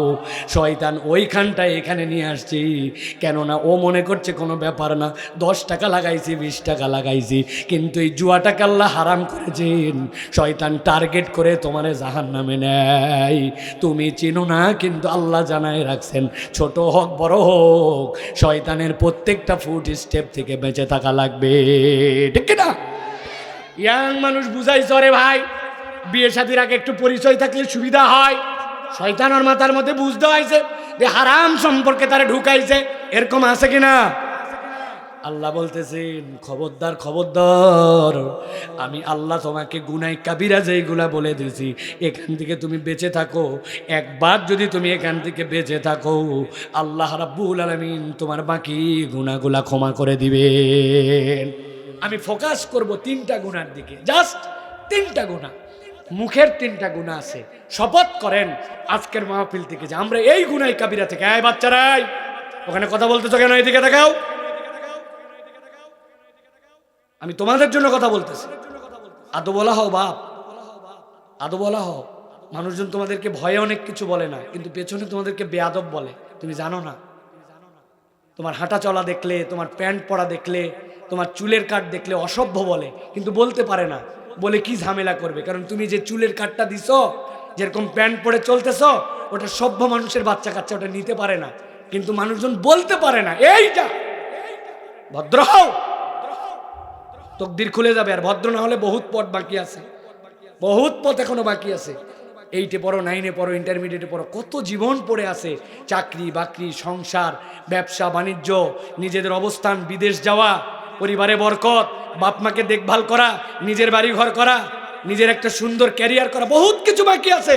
ছোট্ট একটাতে চোখ দিনের মধ্যে পোকা লেগে যাবে, বুঝবা না, সারা জীবন পস্তাবা, সারা জীবন পস্তাবা, কারণ খুঁজে পাবা না। বহু লোক আছে বিরাট রেজাল্ট ছিল, যাই দেখেন খুঁজে পাওয়া যাচ্ছে না, হারাই গেছে। তাহলে 3টা মুখের গুনাহ, 3টা মনে রাখতে হবে। এখান থেকে বাঁচলে তার জীবনের অর্ধেক গুনাহ বেঁচে যাবে। গালি দিব না, বলেন গালি, গালি, গালি, মিথ্যা, মিথ্যা, মিথ্যা, গীবত, গীবত, গীবত। তবে বন্ধু বান্ধবের সাথে যখন চলাফেরা করা হবে তখন একটু একটু গালি দেওয়া যেতে পারে। এ হারামজাদা, হুজুর ওয়াজ করতেছে এখনো আসলি না যে, এইটুক তো বলা যেতেই পারে না। নানারা আদর করে বলে, এই কুত্তার বাচ্চা, যা একটা দোকানের থেকে আমার জন্য বিরিয়ানি। নাতিরে কুত্তার বাচ্চা বলে, দাদা এ দাপট দেয়, আছে না? বউয়ের সাথে একটু গন্ডগোল হয়েছে, আর যাবে কোথায়, ওর বাপ দাদার 14 গোষ্ঠী তুলতে তুলতে শেষে বলছে, তুই একটা ময়াকার গয়ে দীর্ঘই। বানান করে দিব, দেই দেই বানান করে দেই। হ্যাঁ, কেমন রুচি মুসলমানের যে মুখ দিয়ে এরকম অসভ্য গালি দেই। গীবত তো আছেই, ডান পাবে বাম পাশে মুরব্বীরা বসে গেছে, ডানে গীবত কমিটির সভাপতি, বামে সেক্রেটারি, উনি বলছে, বলিস না উত্তর পাড়ার যেটা গিরিসে গেছে না দুলাল, দুলাল ওর বইয়ের খবর জানিস। বামেরটা বলতেছে, রাগ তোর উত্তর পাড়ার দুলাল, ইমাম সাহেবের ঘটনা শোন। ইমাম সাহেবেরটা বলতেছে, দুই দিকে জমে উঠছে, মধ্যের জন কথা বলে না, অনেকক্ষণ মাঝের জন বলছে, থাম থাম, এগুলা কথা বলতে হয় না। তবে না বলেও পারি না, আল্লাহ মাফ করুক, কথা ঠিক বুঝেননি না? কি পরিমাণ তাহলে শয়তান তাকে গাফেল করছে যে নিজেও বলতেছে এগুলা কথা বলা ঠিক না, না বলে পারি না, আল্লাহ মাফ করুক, কথা ঠিক। বাদ থাকলো গীবত করা। মায়েরা বোনেরা, 2 জন বসলেই 3 জনের বিপক্ষে ক্ষতি আর লাভ কি? আইয়ুহিব্বু আহাদুকুম আইয়াকুলা লাহমা আখিহি মাইতান ফাকারিহতুমু। আল্লাহ বলতেছেন, তুই মরা ভাইয়ের ভুনা গোস্ত তুই খাওয়া যেরকম অরুচিকর মনে করিস, অথচ তুই র্যান্ডম এটা খাচ্ছিস আর নিজের আমল সব বরবাদ করতেছিস। আজকের থেকে আমার এলাকায়, এই এলাকায় শপথ হবে, ইয়ারকি করে, ফাজলামি করে, মজা করে, মস্করা করে গালি দিব না, মিথ্যা বলবো না, গীবত করব না। রাজি? এই 3টা রাজি? আল্লাহ আমাদেরকে তৌফিক দান করুক। দেখবেন জীবনে পরিবর্তন হয়ে যাবে। একটা মিথ্যা মুখ দিয়ে বেরোয় গেছে, সাথে সাথে আস্তাগফিরুল্লাহ, জিবাই কামড় দিয়ে দিয়েছেন, আল্লাহ বলছিলাম মিথ্যা বলবো না, আল্লাহ তাও বলে ফেলছি, যাক আমি এরপরের থেকে সাবধান হয়ে গেলাম। আবার একটা বের হয়েছে, নিজের সাথে নিজে পানিশমেন্ট লাগাবেন। এরপরে একটা গালি আর মিথ্যা দিছি, 100 টাকা আমি দান করব, 2 রাকাত নামাজ পড়বো, আর যদি দিনে 3টা হয় আগামীকালকে রোজা রাখবো। শয়তান বলবে, বাবা একজন তো মিথ্যা বলায় না, বললে আরো ডবল লস। দানও করে, 2 রাকাত নামাজও পড়ে, আবার রোজা রেখে দিছে। শয়তান নিজেই বলবে, এর থেকে সরো বাবা সরো, ও যতবারে সত্য কথা বলে ঝামেলা বাড়ায় না, ও খালি আমল বাড়ায় যাচ্ছে, ঠিক না? এক বন্ধু আরেক বন্ধুকে বলছে, আজকে একটা সত্য কথা তোর কাছে বলি, বলছে বল। আজকে 60টা মিথ্যা কথা বলা লাগছে। চিন্তা করছেন ওর কি সত্যের পাওয়ার? একটা সত্য কথা তোকে বলি, আজকে সারাদিনে 60টা মিথ্যা কথা বলা লাগছে রে। কি সব পাওয়ার, কি ক্রেডিট! খবরদার, নো মোর লাই, নো মোর লাই। আজকের থেকে আমরা শপথ নিলাম, রাজি ইনশাআল্লাহ? তাহলে আমরা কবিরা গুনার থেকে বেঁচে থাকবো। দাড়ি যারা কাটেন, আজকের থেকে শপথ নেন আর না। এটা শয়তান আপনাকে প্ররোচিত করছে, আপনার দোষ নাই ভাই। আমি জানি আপনার একদম গালে হাত দিয়ে আমি চুমু দিয়ে বলতেছি, আপনার দোষ নাই। শয়তান বুঝাইছে, চুলকায়, এখনো বয়স হয়নি, লোকে কি বলবে, আনস্মার্ট লাগে। বউ আবার বলছে লাইক করি না, তোমার মুখের দাড়ি আমি লাইক করি না। হাই রে কপাল! এটা তো আপনার দোষ না, দোষ শয়তানের। ও বুঝাইছে, অথচ আল্লাহ বলছেন তোমাদের নবীকে আমি লাকাদ কানা লাকুম ফি রাসূলিল্লাহি উসওয়াতুন হাসানা, আল্লাহ বলছেন তার থেকে সুন্দর নমুনাই নাই। তা আপনি যখন বলবেন দাড়ি রাখলে আমাকে আনস্মার্ট লাগে, আপনি তো নবীকে তখন আনস্মার্ট বানাই ফেলছেন। ঈমান চলে যাবে, তো ঈমান চলে যাবে। তাহলে আপনার ইমান যেখানে প্রশ্নের সম্মুখীন, তার মানে শয়তানের ধোঁকা। আল্লাহ আজকে আমি ঠিক করে ফেললাম, বদল করে ফেলবো। ঢাকায় নাকি কোন টিচার কোন ছাত্রকে বলছিল, ওই ছাত্রর দুই দিকে এরকম ফাঁকা, মধ্যে কেবল ফুকু। অনেক ছাগল এরকম আছে না, দেখছেন আপনি, রাম ছাগলের দাড়ি হয়, তো বলছে তো দেখলে তো ছাগল ছাগল লাগে। ওই ছেলে বলছে you are absolutely right sir, যা বলছেন তাই বলছে। রে তোরে আমি টিচ করার জন্য বললাম আর তুই বলিস অ্যাবসলিউটলি রাইট। বলছে স্যার মিথ্যা কি বলেন, আমি নিজেও দেখছি কত ছাগল এরকম দাঁড়িয়ে হয়, আমার তো আয়নাতে দেখি একই রকম লাগে, ওই জন্য আপনি যা বলছেন ঠিকই তো। ঝামেলায় পড়ে গেছে স্যার। খানিকক্ষণ পরে বলছে স্যার আমি যা তাই, তবে আপনি সাহস দিলে আপনাকে একটা কথা বলবো। বল বল বল, কি বাবা বল। বলছে স্যার আমার তো এরকম দেখতে, এই জন্য আমাকে ছাগল ছাগল লাগে, তবে আল্লাহর কিরা করে বলতেছি স্যার, আপনার চেহারার দিকে যতবার তাকাই আপনাকে দেখলে আমার কুত্তা কুত্তা লাগে। কুত্তার মুখে দাড়ি হয়? হয়। আপনি কেন কেন কবে পরিবর্তন হবে? কি সমস্যা আপনার বলেন? সমস্যা একটাই, শয়তানের এটা দ্বিতীয় ধাপ। ও আপনারে দিয়ে এটা করায়া অন্তত কবরে যাওয়ার পরে যখন বলবে মা হাজার রাজুলুল্লাহি বয়সা ফি কবরিক, দেখো চিনতে পারো কিনা এটা তোমার নবী, দেখতে তোমার চেহারার সাথে মিল আছে না, মিল নাই, বাঁচবেন বাঁচবেন। তাহলে কোন সাহসে আপনি মুখের মধ্যে খুর লাগান? কোন সাহসে মুখের মধ্যে দাড়ি লাগান? আপনি মুখের মধ্যে আপনার দাড়ি নাই। আজকে আল্লাহ শয়তানের ঘাঁটি চিনে ফেলছি, আজকের থেকে আমার শেষ দিন, আজকের থেকে নতুন দিন। রাজি আছেন ইনশাআল্লাহ? যারা দাড়ি থুইছেন তারা রাজি থাকে কিলা, যাদের নাই তাদের রাজি হতে হয়। রাজি আছেন ইনশাআল্লাহ? আল্লাহ যেন আমাদেরকে বোঝার তৌফিক দান করেন। তাহলে শয়তানের দ্বিতীয় ধাপ কি? বড় আল্লাহ রাব্বুল আলামিন দুনিয়ার মানুষকে বুঝাচ্ছেন, শয়তান যখন দেখে শিরিক করানো যায় না, কুফুর করানো যায় না, বিদআত করানো যায় না, শয়তান যখন দেখে এই বান্দা কবিরা গুনার ব্যাপারে কনসাস, ও পর্দা পুশিতাতে মা বোন সতর্ক, ও গিবত গিল্লার মধ্যে নাই, কানের মধ্যে আঙ্গুল দিয়ে দেয়, মিথ্যা কথা ব্যবসায় দুইটা কম হোক আর বেশি হোক বলে না, মুখ দিয়ে গালি দেয় না, নামাজ বাদ দেয় না, ফরজ নামাজের পাবন্দি হয়ে গেছে তার মধ্যে। আল্লাহ বলছেন এবার শয়তান 3 নম্বর তার জন্য স্টেপ গ্রহণ করে। সে শয়তান তার পিছে এমনভাবে লাগে, লাগার পরে তার একটা বুঝ দেয়, বড় গুনাহ তো বাদ দিছিস, কিন্তু ছোট গুনাহগুলা করলে তেমন কোনো সমস্যা নাই। ছোট গুনাহ তার কাছে হালকা করে দেয়, ওই বান্দার ফিলিংসের মধ্যে রাখে না যে এই ছোট গুনাহ, কিছু গুনাহ সাগিরা যেইটা বলে এইটাকে সে আমলে নেয় না, শয়তান তার মাথার মধ্যে থেকে এইটা বিদায় করে দেয়। নবীজি সাল্লাল্লাহু আলাইহি ওয়াসাল্লাম কি বলছেন ভালো করে শোনেন। নবীজি আমাদেরকে একটা গল্প শুনাইছেন 1450 বছর আগে। আল্লাহ নবী বলছেন একদল লোক একত্রিত হওয়ার পরে তারা মরুভূমির রাস্তায় ভ্রমণ করতেছে। মরুভূমির রাস্তায় রওনা করে 24 ঘন্টা আগের থেকে রান্না করে নিয়ে গেছে। যাওয়ার পরে মরুভূমির মধ্যে যখন গেছি, যাওয়ার পরে সকলের খাবার শেষ হয়েছে, এরপরে এক জায়গায় ক্যাম্পিং করছে সবাই নামার পরে এবার রান্না হবে। ধরেন 50 জনের কাফেলা, 2 জন লোক গেছে খড়ি কুড়ানোর জন্য, আর বাকিরা রান্না প্রস্তুত করবে। এখন 2 জন লোক যে যতই খড়ি নিয়ে আসার পরে ওই 2 জনের আনা খড়িতে 50 জনের রান্না কিন্তু সম্ভব নয়। সিদ্ধান্ত হয়েছে যে সকলে মিলে একটা নির্দিষ্ট সময় পর্যন্ত সবাই মিলে বেরিয়ে যাওয়ার পরে প্রথম কাজ সবাই মিলে খড়ি সংগ্রহ করে নিয়ে আসবো।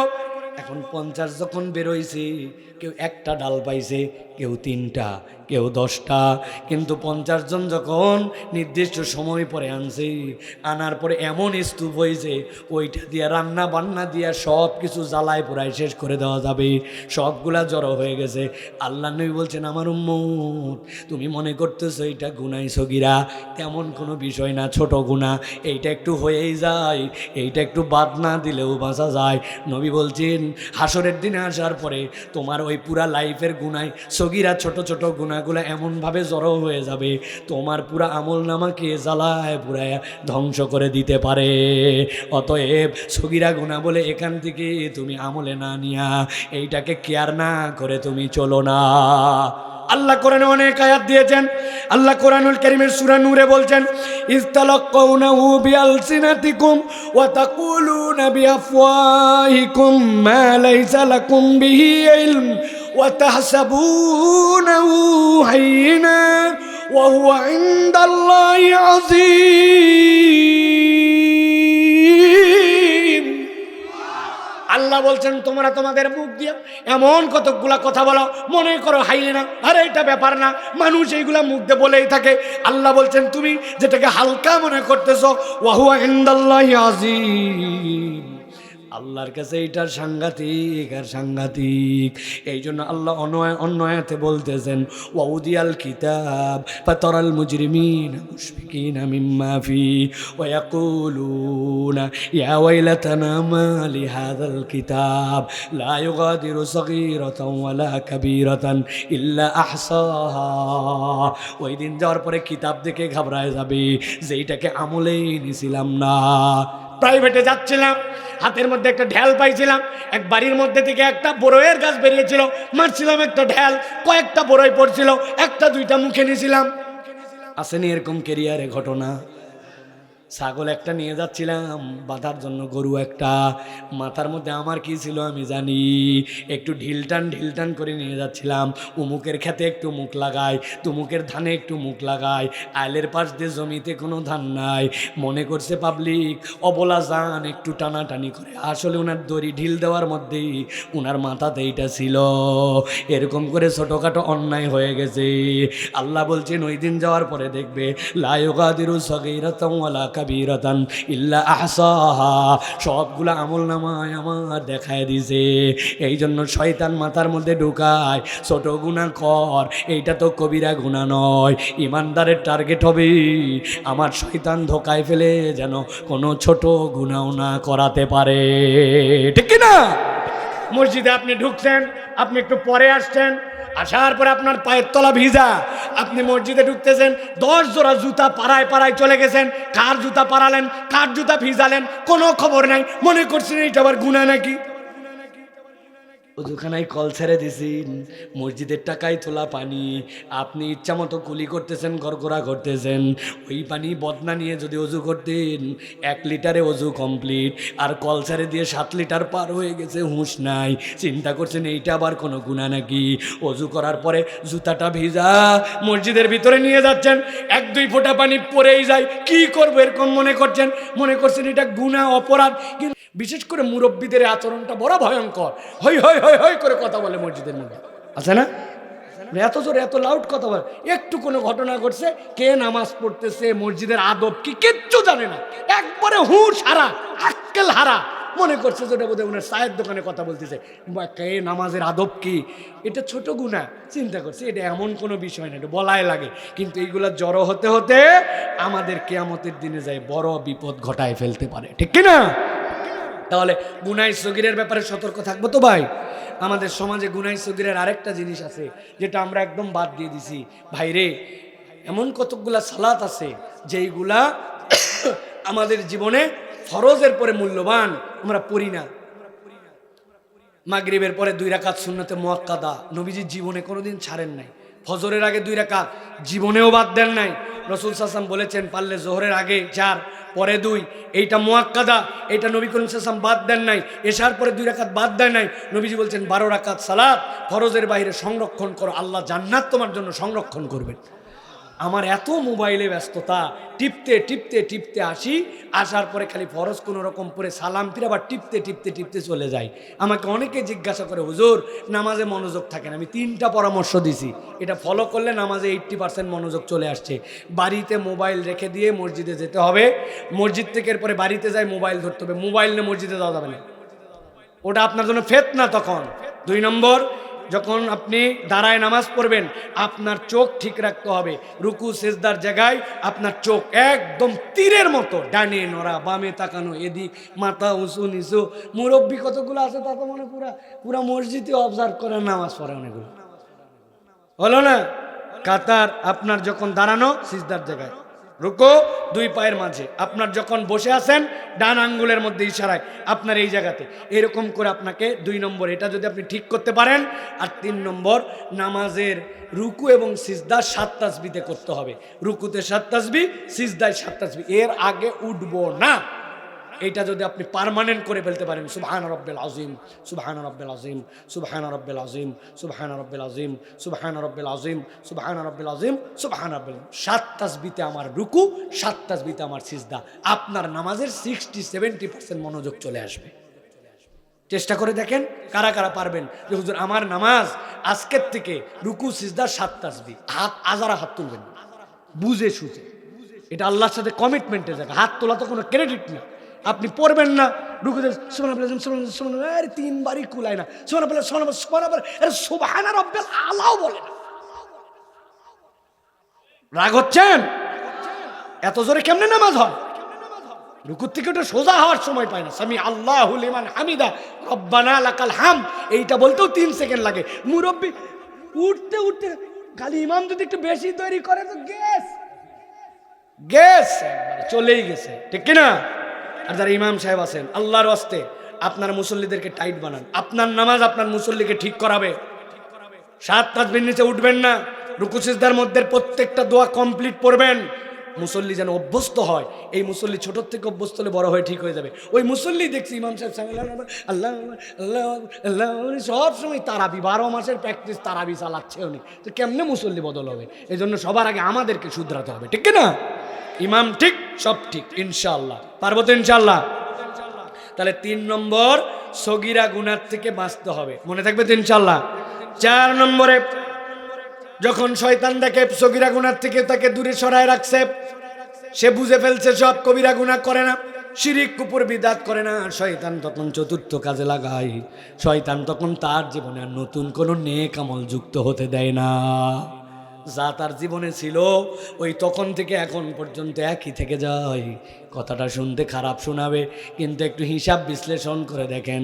8, 9, 10 বছরে মক্তবে থাকতে আলাম তারা থেকে সূরা নাস ওই যে পড়ছিলাম, নতুন করে আমার বয়স 50 হয়ে গেছে, চাকরি বাকরি হয়েছে, নাতি নাতনি হয়েছে, অনেক সিনিয়র হয়ে গেছি, কিন্তু আমার 11 নম্বর সূরা মুখস্থ করা হয় নাই। নতুন একটা দোয়া আমার নাই, সানার অর্থটা জানা হয় নাই। আজ পর্যন্ত দোয়ায় কুনুতের অর্থ বলতে পারি না। জানাজার পিছে যাইয়া বোবা মানুষের মতো দাঁড়ায় থাকি। ইউক্রেন রাশিয়ার যুদ্ধ চালায় সাইড দোকান থেকে, কিন্তু জানাজার দোয়াটা আর মুখস্থ করা হয় নাই। বিগত 20-30 বছরে নতুন 10টা সূরা মুখস্থ হয়েছে। হাত তুলতে বললে হুজুর সহ ঘাবড়ায়া যাবে। কথা বলেন কেন? এটা হলো না কেন ভাই? কোরআন আমার ঘরে, আমি মুসলমান পরিচয় দিলাম, এত আগালাম, আর আমি আলাম তারা থেকে সূরা নাসে থেমে গেলাম। ব্যাপার কি? শয়তানের ঘাঁটি এইটা। ওকে নতুন কোন আমল যুক্ত করার লাইফে যাবে না, যা আছে আরো কমা। আগে আমাদেরকে শিখাতো এশার নামাজ 17 রাকাত, এখন শিখায় 4 রাকাত। না ভাই 17 রাকাত বলতো না? আসলে তো এশার নামাজ 4 রাকাতই, কিন্তু এর আগে 4, 2 রাকাত দুখুলুল মসজিদ, তাহিয়াতুল ওযু, এরপরে 4 রাকাত, তারপরে 2 রাকাত মুআক্কাদা, তারপরে 2 রাকাত নফল, তারপরে ভিতির, তারপরে বসে পারলে 2 রাকাত, এইগুলা ছিল। এখন আস্তে করে সব বিদায়, আমল বলতে কিচ্ছু নাই। আপনার আমার দোষ না, শয়তানের টার্গেট। ওর জীবনে টাকা হবে, বাড়ি হবে, গাড়ি হবে, অর্থ হবে, নারী হবে, ব্যবসা হবে, ব্যাংক ব্যালেন্স হবে, নতুন কোনো আমল যেন আর না হয়। কথা বলেন। লাস্ট 1 বছরে একটা নতুন আমল আমার জীবনে যুক্ত করছি, যেটার প্র্যাকটিস আমি কন্টিনিউ করতেছি। একটা ভাই হাত তোলেন, তাহলে আমরা উৎসাহিত হব, জানিয়ে নিব সেটা। বলেন হুজুর এই আমলটা বলেন। ভাই কি ভাই?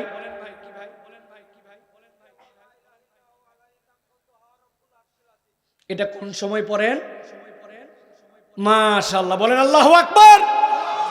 একটা তরুণ পাইছি যে একটা আমল বাদ দেয় না। হাসবি আল্লাহু লা ইলাহা ইল্লাহু আলাইহি তাওয়াক্কালতু ওয়া হুয়া রাব্বুল আরশিল আযীম। সুবহানাল্লাহ বলেন।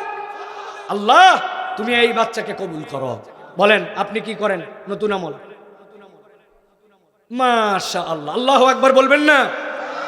হাজার ব্যস্ততা থাক, যাই থাক, 5 মিনিট 10 মিনিট হলেও কোরআন তেলাওয়াত করেই করে। আল্লাহু আকবার বলেন। মাশাআল্লাহ, তাবারাকাল্লাহ।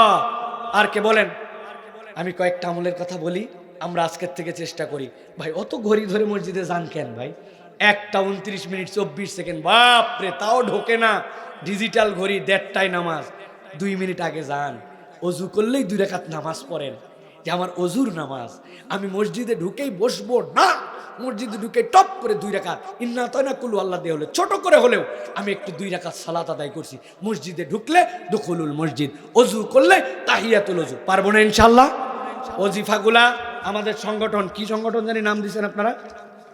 হ্যাঁ, ন্যাশনাল যুব সংঘ উদ্যোগ নিবে, নামাজের পরের আজকারের ছোট্ট একটা লিফলেট বানাবে। শায়েখ আহমদুল্লাহ আছে প্রয়োজনে ফাউন্ডেশন থেকে ম্যানেজ করে নিয়েছে, প্রত্যেকের পকেটে পকেটে দিবে এবং নামাজের পর এটা বের করে প্রথমে প্র্যাকটিস করে পড়ার চেষ্টা করবে। মসজিদের মধ্যে আজকারগুলা উচ্চারণ সহ লিখে দিবে। আমরা এখন থেকে নামাজের পরে মিনিমাম যেগুলো আজকার এইগুলো পড়ার জন্য চেষ্টা করব, পারবো না ইনশাআল্লাহ। আরেকটা আমলের বলে দেই, দিনের শুরুতে কেউ যদি চায় যেমনি হোক, 1 টাকা হোক 2 টাকা হোক, খুশি দিয়ে হোক মুখ দিয়ে হোক, দিনের শুরুর দান একটা আমার সাথে থাকবে, আমি মিস করার চেষ্টা করব না। মানে ভাই আমার আমল বাড়ানো লাগবে, প্রত্যেক দিন 10 বার আল্লাহ নবীর প্রতি দরুদ শরীফ পড়বো 10 বার দরুদ ইব্রাহিম, যে কোনো এক ওয়াক্তে বসে পড়ে নিলাম, এশায় পড়লাম, ফজরে পড়লাম, জোহরে পড়লাম, কিন্তু আমার জীবনে থাকবে, যাতে আপনি ফিল করতে পারেন কম কিন্তু আমার জীবনে একটা নতুন আমল যুক্ত হয়েছে। কারা কারা একটা প্ল্যান করবেন, এখানে আমল বলতে হবে না, প্ল্যান করে আগামীকাল থেকে একটা নতুন আমল করব, হাত তোলেন। প্ল্যান করতে হবে, প্ল্যান যারা করবেন লিখে ফেলবে। লিখতে পারবা বাবা? লিখতে পারবা তো ইনশাল্লাহ, যে আমি এই জিনিসটা করবো ইনশাল্লাহ। 100 বার সুবহানাল্লাহ পড়বো, লা ইলাহা ইল্লাল্লাহ 100 বার পড়বো। কথার কথা, যাতে শয়তান ঘাবড়ায় যায় যে নেক আমল থেকে তুমি ওরে দূরে সরাবা, ও ফরজ ওয়াজিব সুন্নত তো করেই নতুন নেক আমল করে, পারবো না ইনশাল্লাহ। যারা মাঠে ধান লাগায়, অনেকে ভ্যান চালক আছেন এখানে, অনেকে easy bike driver. Easy bike যিনি চালান, ওনার চোখ কাজ করে, হাত কাজ করে, কান কাজ করে, পা কাজ করে, সব ইন্দ্রিয় কাজ করে। কাজ করে না একটা অঙ্গ, মুখ।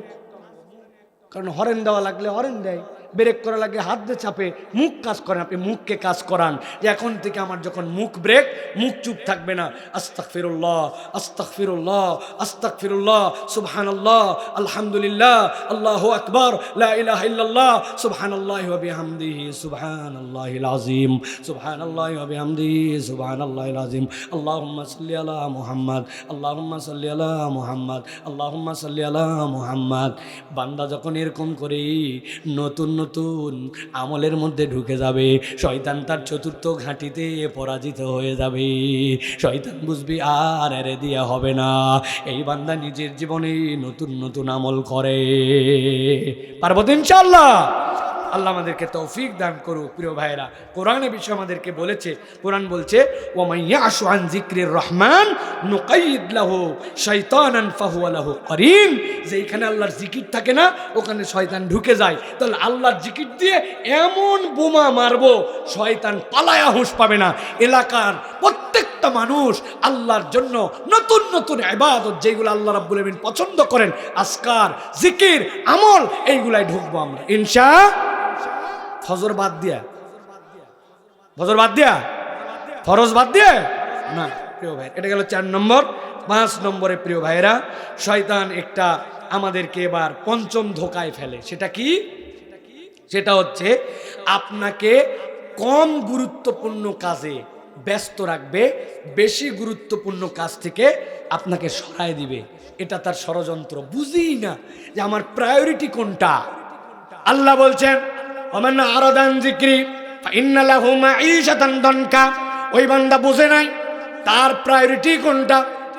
মসজিদে নামাজের জন্য ঘোষণা হয়ে গেছে, আর ওই বলতেছি আর মাত্র পাওয়ার প্লের 6টা বল বাকি আছে, উইকেট যায় না, এইবার তো ফাটাফাটি মার হবে। ওই ফরজ নামাজ বাদ দিয়া উনি তখন কম গুরুত্বপূর্ণ কাজে ব্যস্ত হয়ে গেছে। বলছে মাঠের থেকে যদি এখন উঠে যাই, যাওয়ার পরে আবার যদি মাঠে আসি সময় মিলবে না। এই কথা বলেই ও মাঠের কাজ করে, ধান কাটার কাজ করে, ক্ষেতের কাজ করে, জোহরের নামাজ বাদ দিয়ে দেয়। দোকানের শাটার লাগায় আবার উঠানো লাগবে, কেমনে নামাজে যাব এই অজুহাত দিয়ে নামাজ বাদ দিয়ে দেয়। আল্লাহ বলছেন এটা শয়তানের ষড়যন্ত্র। ও কম গুরুত্বপূর্ণ কাজে তোমারে ব্যস্ত রাখবে, রেখে রেখে তোমাকে বেশি গুরুত্বপূর্ণ কাজ থেকে ফিরাই দিবে। এত পরিমাণ মোবাইল স্ক্রল করে, ঠেলতে ঠেলতে ঠেলতে ঠেলতে জীবনের শেষ দেখতে পেল না। কিন্তু ওই মোবাইলের মধ্যে কোরআন তার কাছে আছে, ওখান থেকে 10 মিনিট কোরআন পড়বে, এরকম তার মধ্যে ইমেজ তৈরি হয় না। যুবক বলো ভাই মিথ্যা বলতেছি? তাহলে তোমাকে কম গুরুত্বপূর্ণ আর বেশি গুরুত্বপূর্ণ কাজের হিসাব করা লাগবে, যে আল্লাহর জন্য কোনটা আমার প্রায়োরিটি। বান্দা যদি প্রায়োরিটি না বোঝে বিপদ আছে। আল্লাহ কোরআনে বলছেন ওয়াল তানজুরু নাফসুম মা কদ্দামাত লিগাদ। কালকের জন্য কি পাঠাচ্ছ অ্যাকাউন্টে হিসাব করে আসো। ও তরুণ যুবক, তোমার কাছে তোমার মোবাইল কোম্পানি অফার দিছে, তোমার কাছে যদি 110 টাকা থাকে তাহলে তোমাকে 5 জিবি ইন্টারনেট দিবে। কয় জিবি ইন্টারনেট? টাকা কত? তোমার মোবাইলে ভাই 109 টাকা 90 পয়সা আছে। চিন্তা করছো এতদিন হাজার হাজার টাকা খরচ করছি, এই সিম আমার নামে রেজিস্ট্রেশন করা, এইটার বয়স 5-7 বছর। অতএব আমি দেখি তো চেষ্টা করে এতদিনের ট্রাস্টেড প্রতিষ্ঠান। আপনি মেসেজ সেন্ড করে দিয়েছেন, সাথে সাথে কি মেসেজ দেয়? You have not sufficient balance, please recharge then you will try again. 10 পয়সা না থাকার কারণে তোমাকে অফার দেয় না, ঠিক না? আল্লাহ বলছেন ওয়াল তানজুরু নাফসুম মা কদ্দামাত লিগাদ, আগামীর জন্য কি প্রেরণ করছো হিসাব করো, হিসাব করো। কেবল আড্ডাবাজি করো না ভাই। আলোচনা দেখা হলে কোন নায়িকা, কোন খবর, কোন ইমেজ, কোন বর্ণনা, কোনটা কি, এইটাই শুধু আলাপ। কোনোদিন তোমার বন্ধু তোমাকে বলল না নামাজের খবর কিরে দোস্ত, সূরা 2টা মুখস্থ করছিস কিনা, সানার অর্থটা আমারে শোনাতো, আজকে কোরআন শরীফ পড়ছি কিনা, তুই কি গান শুনিস নাকি, মোবাইলের গানগুলা ডিলিট কর, চল আল্লাহর দিকে চলি। বৃহস্পতিবার দিন মসজিদে যাই, যাওয়ার পরে মসজিদের অজুখানাটা 5 বন্ধু মিলে ডলে ডলে সাফ করে দেই, মসজিদের ফ্যানগুলা পরিষ্কার করি। কতদিন মসজিদের জায়নামাজ ধোয়া হয় না, 10 বন্ধু মিলে নিয়ত করছি এক কাতার করে আমরা কার্পেটগুলা ধুয়ে ধুয়ে মসজিদ থেকে সুন্দর করে দেই। রাস্তার মধ্যে ওই কালভার্ট, ওখানে ওঠার সময় বেঁধে যায়, দাঁত লাগে যায়, ওই জায়গায় 2 ভার মাটি দিলে সুন্দর হয়। বর্ষার সময় 10টা গাছ লাগায় দেই। অমুক মানুষটা বিপদে আছে, একটু 5 জন বন্ধু মিলে 50 টাকা তুলে তার একটু খবরদারি করি। অমুক ভাই অসুস্থ, তার জন্য একটু দেখতে চলে যায়। ও যুবক ভাই, তোমার আমার জীবন কিন্তু বাড়তেছে না, আইসক্রিমের মতো খোয়ায় যাচ্ছে, ঠিক না? তাহলে আমাদেরকে কম গুরুত্বপূর্ণ আমলে কখনো যেন শয়তান ব্যস্ত রাখে না, এটা আমাদেরকে মনে রাখতে হবে। প্রিয় ভাইয়েরা, অনেক তরুণ আছে, মায়েদের দোষ আছে, বাপেদের দোষ আছে। কয় আমার ছেলের সামনে এসএসসি পরীক্ষা, এই জন্য রোজা রাখতে দেয় না। বাচ্চা কান্দে আমার মসজিদে আসছে, হুজুর আমাকে আমার মা রোজা রাখতে দেয় না, মারে। চিন্তা করেন কপাল পোড়া। কয় ঘুমাক সকালবেলা অনেক রাত্রে পড়ালেখা করে শুয়েছে তো ফজরের সময় ডাকে না। তাহলে ওই বাপ মা বোঝে না কম গুরুত্বপূর্ণ আর বেশি গুরুত্বপূর্ণ কাজের প্রায়োরিটি কি। এই জন্য আমাদেরকে সতর্ক হতে হবে। নামাজ, রোজা, হজ, যাকাত ফার্স্ট প্রায়োরিটি, আল্লাহর হুকুম ফার্স্ট প্রায়োরিটি। অতএব এটাকে আমাদের মনোযোগের জায়গায় আনতে হবে। পারবো তো ইনশাআল্লাহ? এটার যে গাফলতি ছিল কি জন্য, শয়তান ধোকায় রাখছিল, আজকে জেনে ফেললাম। সর্বশেষ যেটা ভয়ঙ্কর অপরাধ, ওই বান্দা কম গুরুত্বপূর্ণ বেশি গুরুত্বপূর্ণ বোঝে, নেক আমল করে, শিরিক বিদআতের সাথে সম্পর্ক নাই, গুনাহ কবিরা থেকে দূরে থাকার চেষ্টা করে, সবগুলাই আছে। কিন্তু শয়তান এবার শেষ মরণ কামড় দিছে। এইটা সাধারণকে দেয় না, যারা ইসলাম মানে কোরআনের পক্ষে থাকে তাদের মধ্যে এটা বেশি রোগ। শয়তান সাথে সাথে আমলের মধ্যে রিয়া আর অহংকার ঢুকায় দেয়। আমি এমন একটা আমল করি লোকজন সব ধ্বংস হয়ে গেল, আমি কেবল ইবাদত বন্দেগী করতেছি, বাকিদের নামাজের অবস্থা দেখ, নামাজের রুকু সেজদা পর্যন্ত ঠিক নাই, আমারটা মোটামুটি। একবার যদি লোক দেখানো ইবাদতে ঢুকে আর অন্তরের মধ্যে আমলের অহংকার ঢুকায়, সব বরবাদ। খবরদার, রিয়া লৌকিকতা করা যাবে না।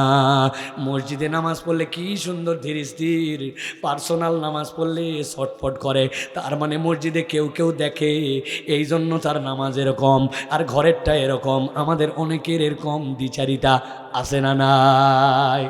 অতএব খবরদার, রিয়া করা যাবে না, আমলের মধ্যে লৌকিকতা করা যাবে না, যে আমি লোক দেখানোর জন্য এটা করছি। মানে দান করার সময় কেউ না দেখলে ওনার ভিতরে ভাল লাগে না, বলে যে আমি বলতে চাই না আমার 2টা ছেলে ইংল্যান্ডে থাকে, আমি বলতে চাই না আমার একটা মেয়ে অস্ট্রেলিয়ায় থাকে। ব্যাককল তোর বলার বাদ থাকলো, কিন্তু সবই তো বলে ফেলছিস, বলা তো হয়ে গেল আপনার। তাহলে লৌকিকতা রিয়া যেন আমাদের মধ্যে না ঢোকে, শয়তান এটা ঢুকায়া শেষ করে। আল্লাহ কোরআনে বলছেন ফাওয়াইলুল লিল মুসাল্লিন আল্লাযীনা হুম আন সালাতিহিম সাহুন আল্লাযীনা হুম ইউরাউন। তারা লোক দেখায় আর গাফলতি করে। এমন ওয়াজ করব একবারে লোকজন বলবে হ্যাঁ ওয়াজের মতো একটা ওয়াজ হয়েছে, ওয়াজ হয়তো হতেও পারে কিন্তু আল্লাহর কাছে আমি কিচ্ছু পাবো না, ঠিক না? এই জন্য লৌকিকতা যেন না হয়, লোক দেখানো, শয়তান উস্কাবে। আর এখান থেকে বাঁচার জন্য আমাদেরকে চেষ্টা করতে হবে। 6টা পয়েন্ট বলেছি, এবার 4টা ওষুধ বলে দেই। এগুলো রোগ তো আমাদের হয়, সারাবো কিভাবে? হুজুর চলে যে আসে, গাফেল যে হয়ে যায়, নতুন ইবাদত করব বলছিলাম হচ্ছে না, যে বেদাতে ঢুকে যাই, কেমনে বাঁচবো? 4টা কাজ। 1 নম্বর, সৎ পরিবেশে থাকা। পরিবেশ যদি সৎ না হয়, আপনি আপনার নিজেকে পরিবর্তন করতে পারবেন না। পরিবেশ সৎ। আপনি বিড়িখোরের সাথে ঘোরেন, 1 দিন 2 দিন গন্ধে হতে হতে আপনি বিড়িখোর হবেনই, এটাই স্বাভাবিক। এরপর আস্তে গাঁজাখোর হবেন। বেনামাজির সাথে ঘুরবেন, আপনি হয়তো 2 দিন 4 দিন তাকে অ্যাভয়েড করে নামাজে গেছেন, এমন একদিন সিচুয়েশন আসছে আপনি নামাজ বাদ দিয়ে দিয়েছেন, এটাই প্রমাণিত। অতএব পরিবেশ, সৎ পরিবেশ, এটা আপনার জন্য লাগবে। 2 নম্বর, নিয়মিত ইস্তেগফার। আল্লাহর কাছে আপনাকে নিয়মিত ইস্তেগফার করতে হবে। ইস্তেগফার কখনো বাদ দেওয়া যাবে না। আল্লাহর কাছে কায় মনোবাক্যে ইস্তেগফার, ইস্তেগফার আর ইস্তেগফার করতে হবে। 3 নম্বরে, উপকারী জ্ঞান চাইতে হবে। আল্লাহর কাছে অনেক কিছু চাই, বাড়ি দে, গাড়ি দে, টাকা দে, পয়সা দে, কিন্তু জীবনে আল্লাহর কাছে, এখানে আমরা যারা বসে আছি অনেকে জানি না, আল্লাহর কাছে উপকারী জ্ঞান চাইতে হয়। নবীজি বলছেন, আল্লাহুম্মা ইন্নী আউযু বিকা মিন ইলমিন লা ইয়ানফা। আল্লাহ যে জ্ঞান দেয় না ওইটা আমাকে দিও না, আর যেটা আমার কল্যাণ দেয় ওই জ্ঞান দাও। আল্লাহর কাছে জ্ঞান চাইতে হবে। চাইবো ইনশাআল্লাহ। কি বলবো? আল্লাহুম্মা ইন্নী আউযু বিকা মিন ইলমিন লা ইয়ানফাউ।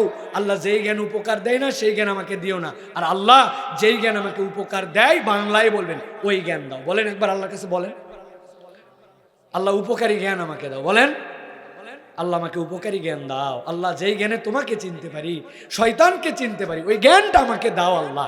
আল্লাহ যদি এটা দিয়ে দেয়, তাহলে হাতে টর্চ লাইট দিয়ে দিছে, আপনার রাস্তা আপনার জন্য সহজ হবে।